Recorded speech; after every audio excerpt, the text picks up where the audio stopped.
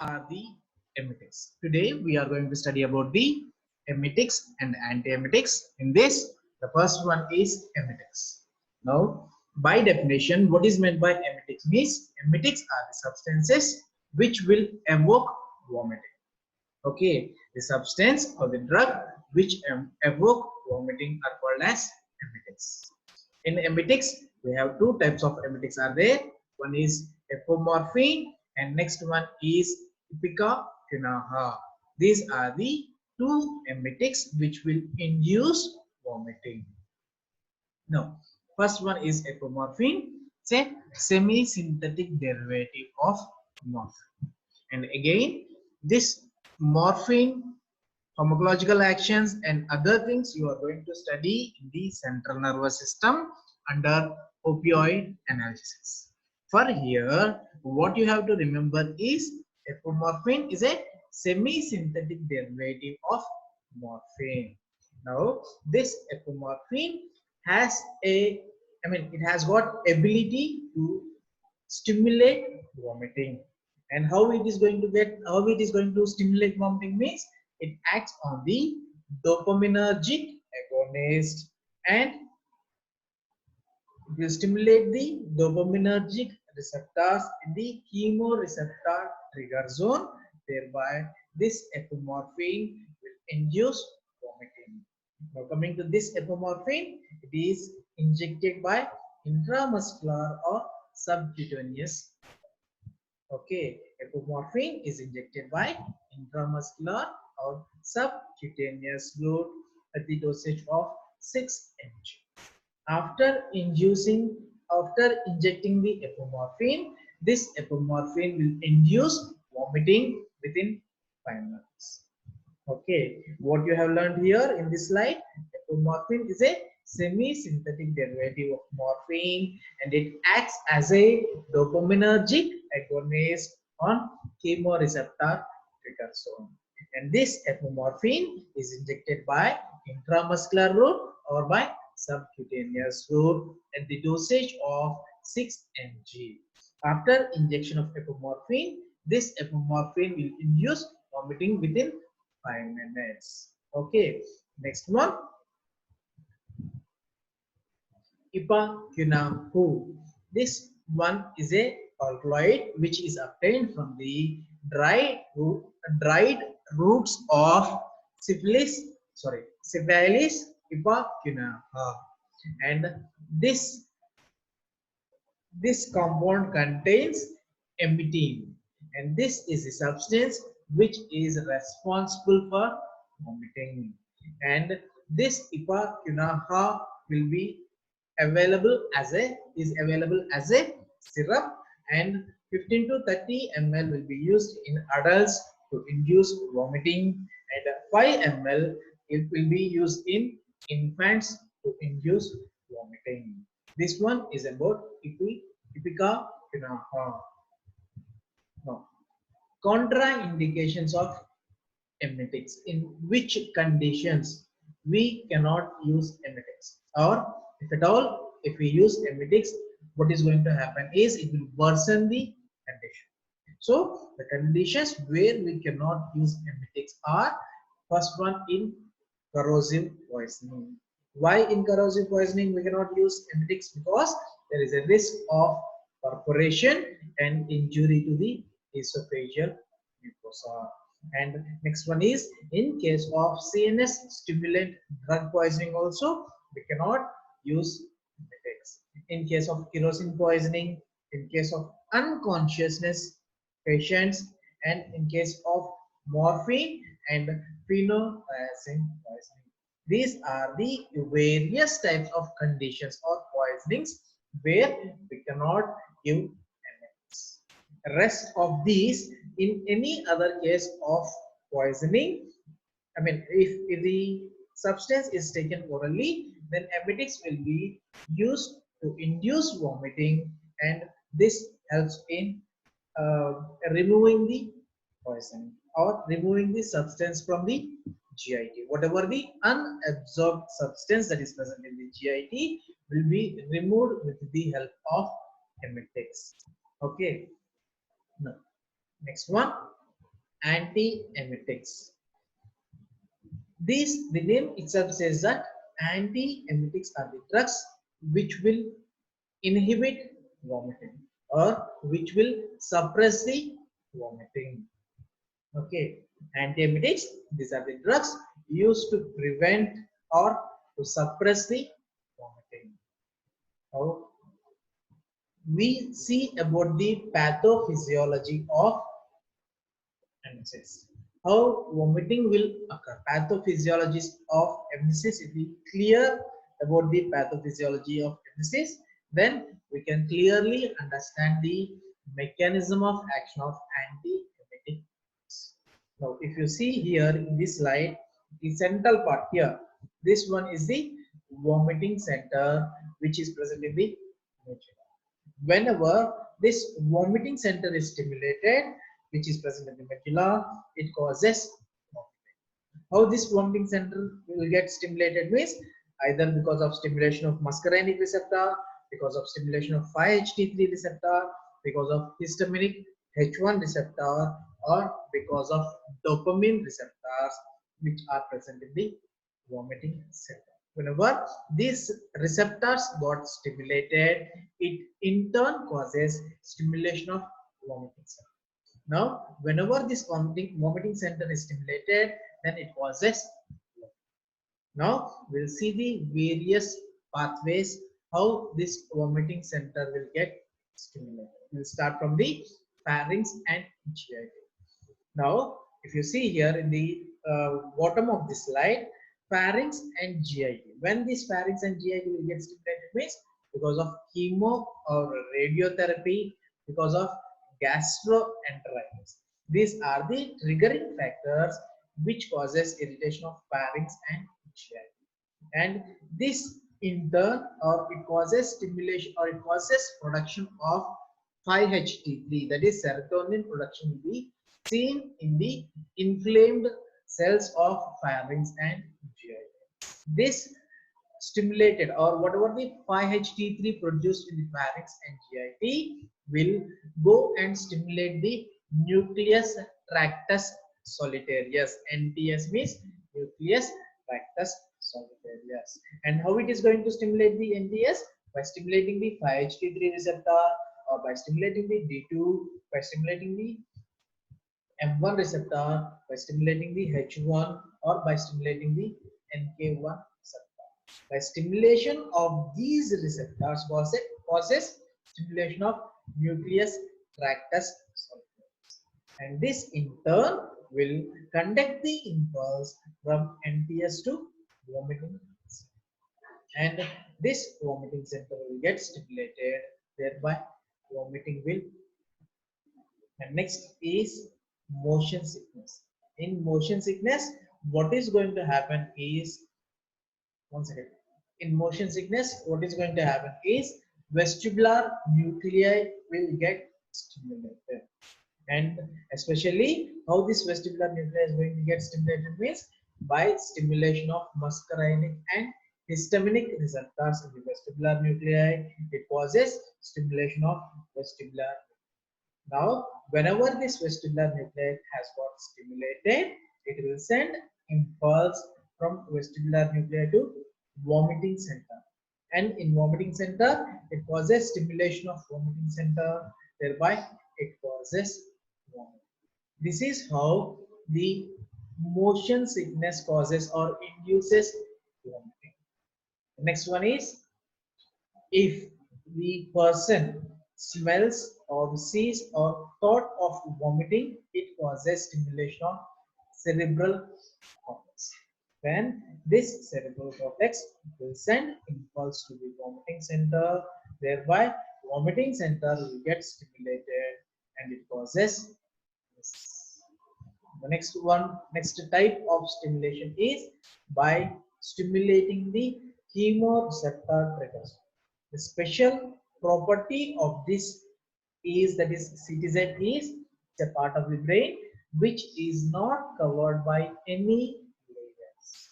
So this CTZ will be exposed to the most of the irritant or chemicals which are present in the blood. Okay, now with the cancer chemotherapy, opioids, other drugs, all these substances has potential to stimulate the chemoreceptor triggers. Now, how this chemoreceptor triggers is going to stimulate it means by stimulating the dopamine receptor, that is T2 receptor, by stimulating the 5-HT3 receptor, or by causing stimulation of opioid receptor. When these receptors are stimulated, then it causes stimulation of chemoreceptor trigger zone will happen. Now, if you remember the first slide, that is in case of apomorphine, how this apomorphine will induce vomiting? By stimulation of dopamine receptor, the chemoreceptor. This is how the chemoreceptor trigger zone will get stimulated. Whenever the CTZ gets stimulated, it will send impulse from CTZ to vomiting center. And this impulse causes stimulation of vomiting center. Whenever this vomiting center is stimulated, thereby it causes vomiting or emesis. Okay, this is how emesis will happen. Okay, you have to remember about the receptors which are going to get stimulated. Whenever the receptor gets stimulated, then that particular region or that particular part will get stimulated and it will send impulse to the vomiting center, and in vomiting center also the receptor, the substance will bind to the receptor and causes stimulation of that vomiting center. Okay, if you are clear with the pathophysiology of emesis, then you can easily understand the mechanism of action of all the antiemetics. Now, in brief, I will say the mechanism of action of all the antiemetic drugs by showing this slide only. That is, by showing the pathophysiology slide. Now, what all the antiemetic drugs will do means they try to inhibit these receptors. That is muscarinic receptor, that is inhibit the stimulation of histaminic receptor, or will block the 5-HT3 receptor, or it blocks the D2 receptor, or it blocks the NK1. By blocking these receptors, anti-emetic drugs will suppress the emesis. Okay, this is how the anti-emetic drug will suppress or inhibit the vomiting. Okay, now we'll go to the next slide. It is classification of anti. First group of drugs are the anticholinergic drugs. This one, anticholinergic, antihistaminics, you are going to study again in autonomic nervous system and in autopoids respectively. In autonomic nervous system, you are going to study about the anticholinergics, and in autopoids, you are going to study about the antihistamines. For here, you have to remember the name and general mechanism of action of the specific drug. First one is anticholinergics. The drugs are hyoscine and dicyclone. The next one is H1 antihistaminics. The drugs are promethazine, diphenhydramine, dimenhydrinate, doxylamine, meclizine, and cinnarizine. These are the H1 antihistaminics. Now, next one is neuroleptics. These drugs are used in schizophrenia, and what these drugs will do is these drugs will block the D2 receptor. And complete pharmacology of neuroleptics you are going to study in CNS and antipsychotic drugs. For here, the neuroleptic drugs which has also got antiemetic action are chlorpromazine, triflupromazine, prochlorperazine, and haloperidol. The next one is prokinetic drugs. The drugs are metoclopramide, domperidone, cisapride, and nosopro. These are the prokinetic drugs which will induce the peristaltic movements of the gut and thereby exhibit anti-emetic. The next group of drugs are the 5-HT3 antagonists. The drugs are ondansetron, granisetron, and ranitidine. These are the 5-HT3 antagonists which will block the 5-HT3 receptor, the peripheral as well as the central nervous system and exhibit anti-emetic effect. Now, we'll see the first group of drugs. It is anticholinergic. The name itself says that anticholinergic means the drugs which will block the cholinergic receptor. Here, these drugs especially blocks the M1 receptor at various sites. That is, it block the M1 receptor in the vestibular nuclei. It will block the M1 receptor in the CTZ. It will block the M1 receptor in the vomiting center. By blocking the M1 receptor at these sites, these anticholinergic drugs exhibit anti-emetic. Throughout the anti-emetic class, what you have to remember is you have to remember the pathophysiology slide. If you remember the pathophysiology slide, it will be easy for you when we speak about the individual drugs. Okay, we will see the first drug in anticholinergic, that is hyoscine. This hyoscine, which is also called as scopolamine, in detail pharmacology will be studied in the autonomic nervous system.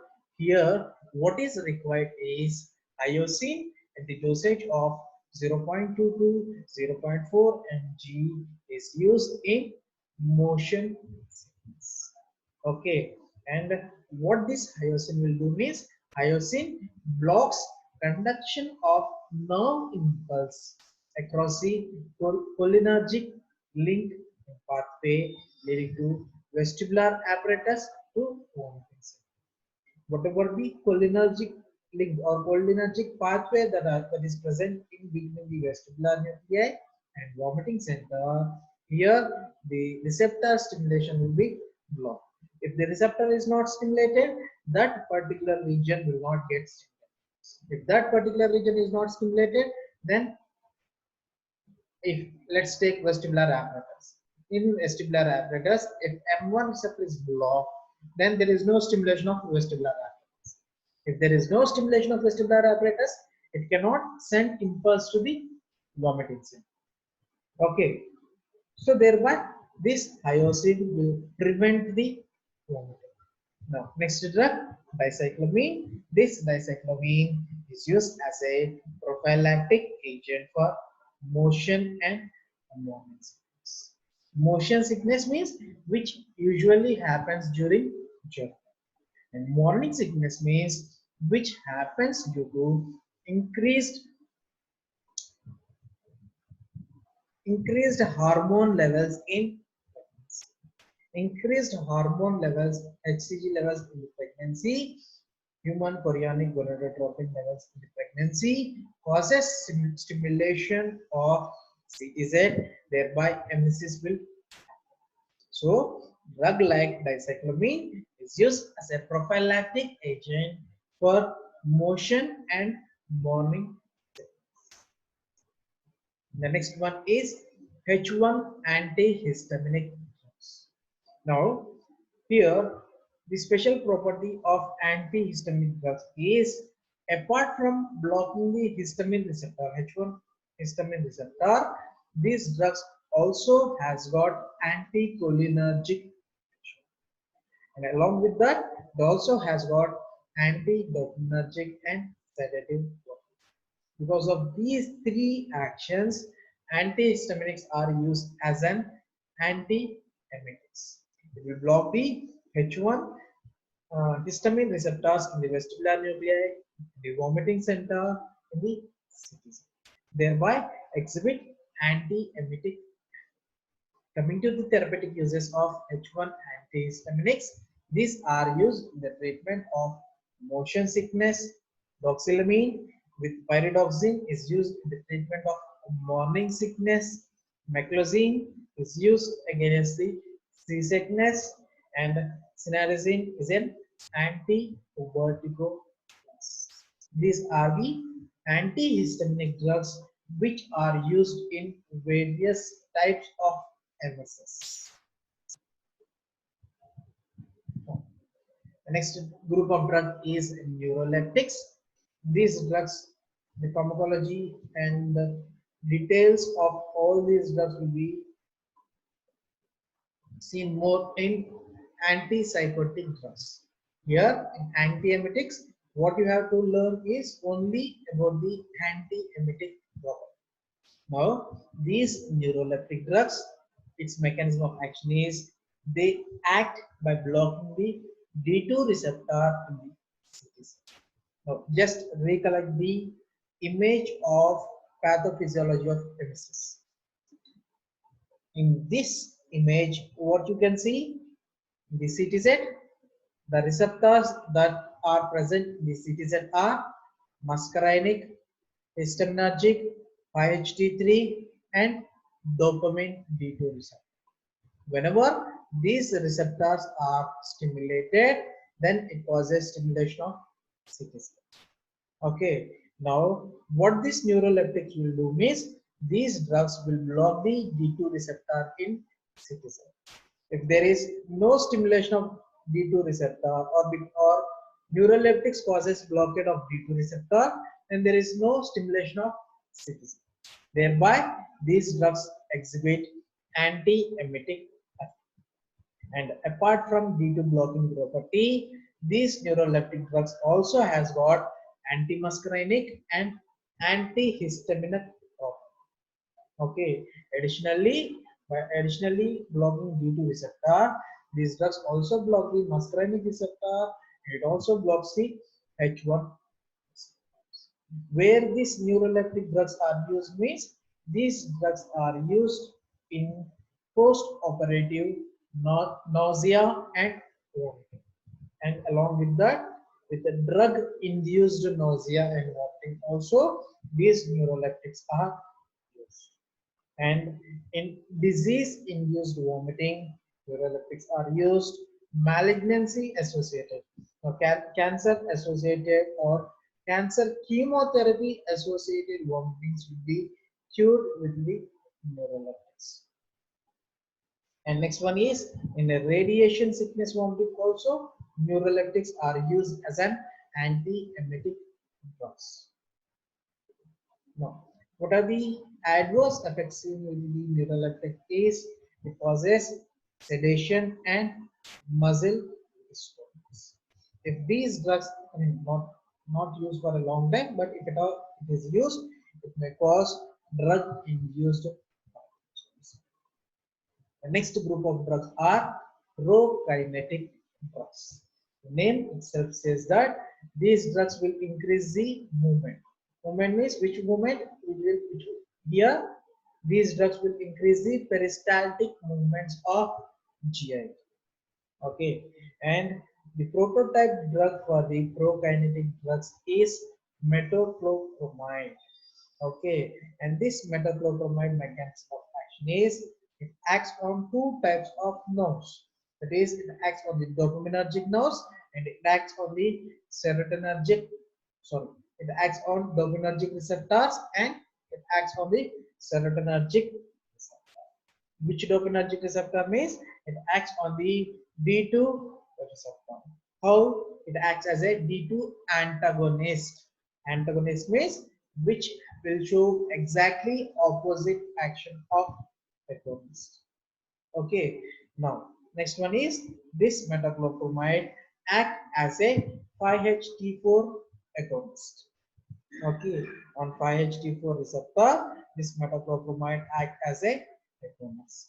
And the next is metoclopramide act as a 5-HT3 antagonist. So these are the mechanism of actions of metoclopramide on dopaminergic and serotonergic receptor. Now, dopaminergic receptor. Where these dopaminergic receptors are present, this metoclopramide will block the dopaminergic receptor, D2 receptor, which is present on the GI. Now, what is the normal action or normal physiological action of dopamine on these two receptors of GIT? When dopamine will come and bind to D2 receptor of the GIT, it increases the, delays the gastric emptying by causing gastric dilation and lower esophageal sphincter relaxation. Now, this is a normal physiological action. Now, what is going to happen if D2 receptor is blocked? Opposite. Okay, D2 physiological action is it will delay the gastric emptying. Now metoclopramide will block the D2 receptor. Then what is going to happen? The peristaltic movements of GIT will be increased. Okay. Next one is metoclopramide blocks the D2 receptor and has got opposite. Next one, 5-HT4 agonism. Metoclopramide acts as an agonist on 5-HT4 receptor of the enteric nervous system. On the enteric nervous system, this metoclopramide act as a 5-HT4 agonist.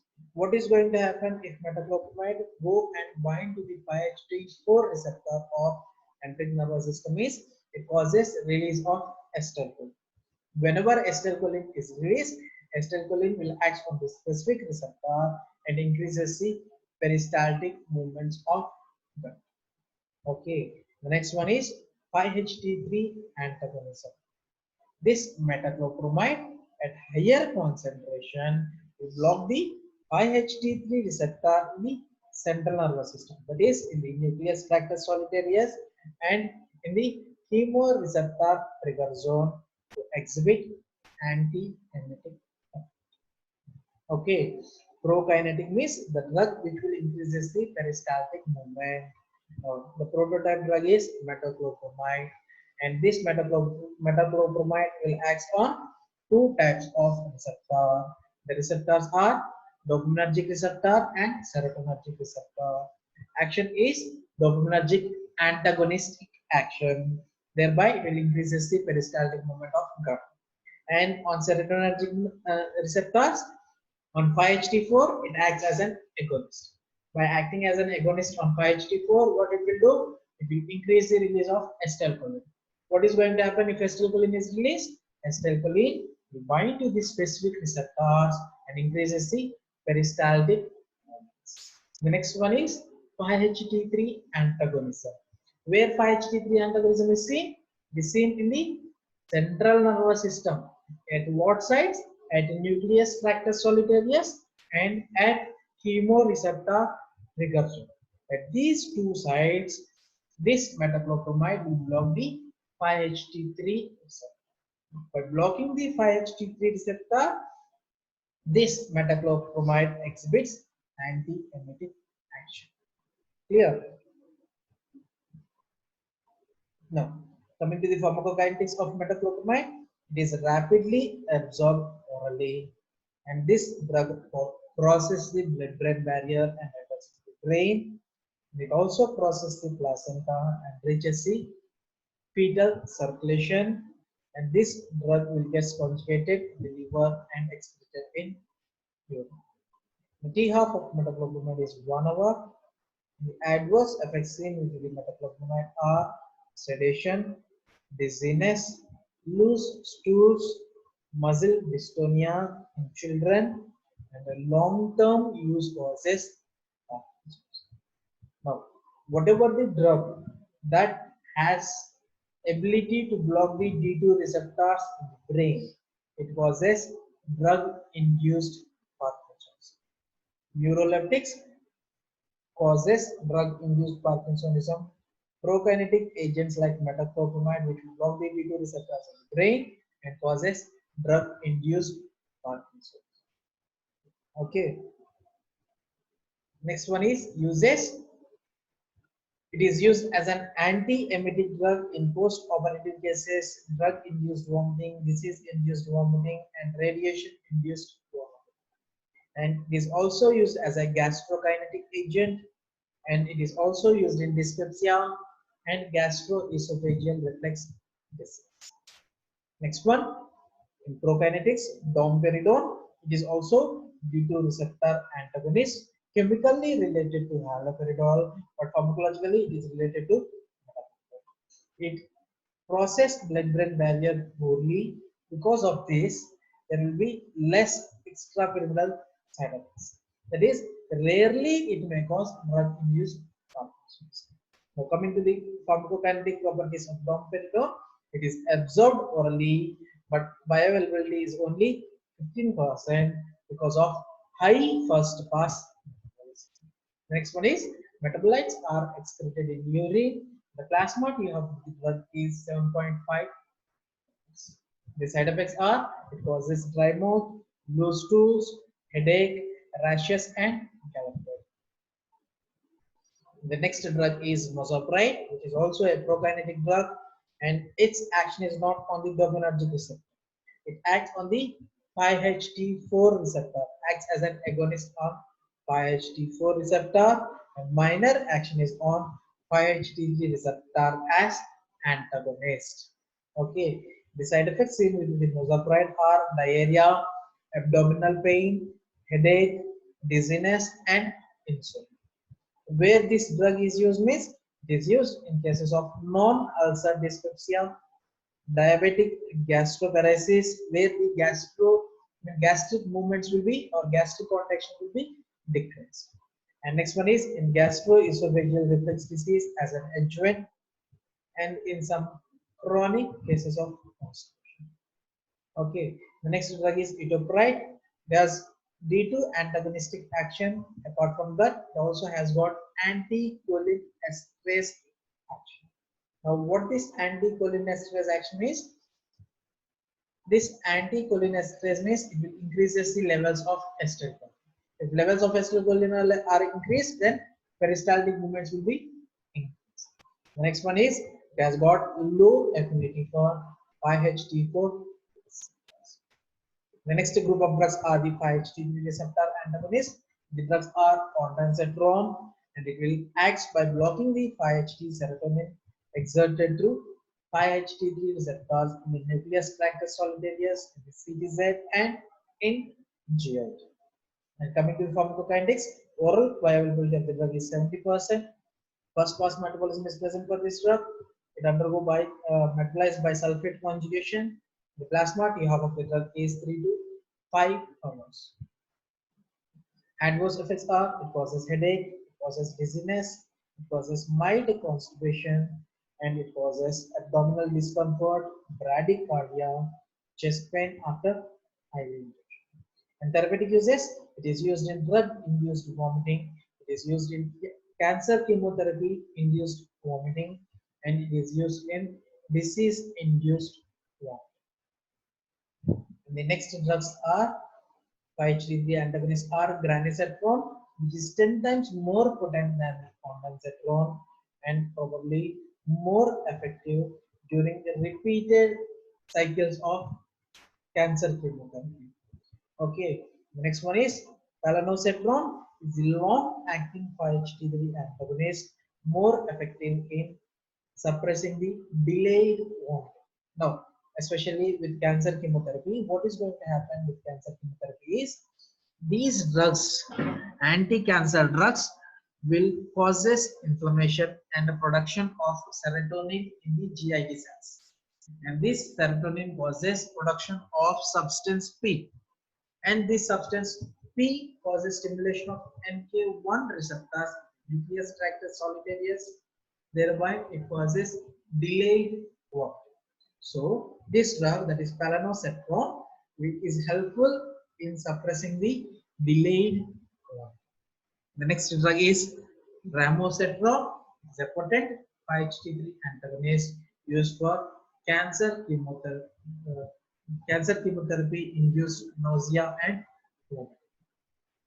The next is NK1 receptor antagonist, and as I said earlier in the previous slide, substance P will bind to the NK1 receptor in CTZ and in nucleus tractus solitarius to induce vomiting.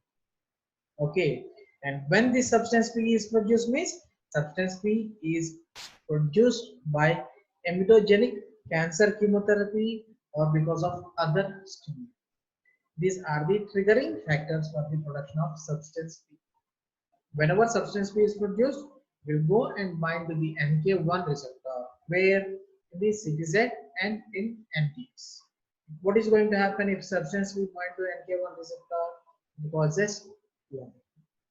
Okay, and the drug, that is aprepitant, is an antagonist for NK1 that block the emetic actions of substance P. This aprepitant will go and bind to the NK1 receptor, and it will inhibit the binding of substance P to NK1, thereby exhibit the anti-emetic action. And apart from this aprepitant also has got little effect on the 5-HT3 and D2 receptor. Same antagonistic action. It is usually combined with the other anti-emetic drugs in treatment. Now again pathophysiology of emesis. Just to recollect the receptors which are present in various sites. If we try to inhibit these receptors, then the stimulation of chemoreceptor trigger will be inhibited. The stimulation of vomiting center will be inhibited. The stimulation of vestibular nucleus will be inhibited. The stimulation of nucleus tractus solitarius will be inhibited. So the main mechanism of action of the anti-emetic drugs is to block the muscarinic receptor, that is anticholinergic drugs, to block the histaminergic receptors, so the drugs are antihistaminic drugs, to block the dopamine receptor, and the drugs like neuroleptics and prokinetic agents, the drugs like 5-HT3 antagonist. Okay, and apart from that, NK1 antagonist. So with this, we have completed the emetics and anti-emetic drugs.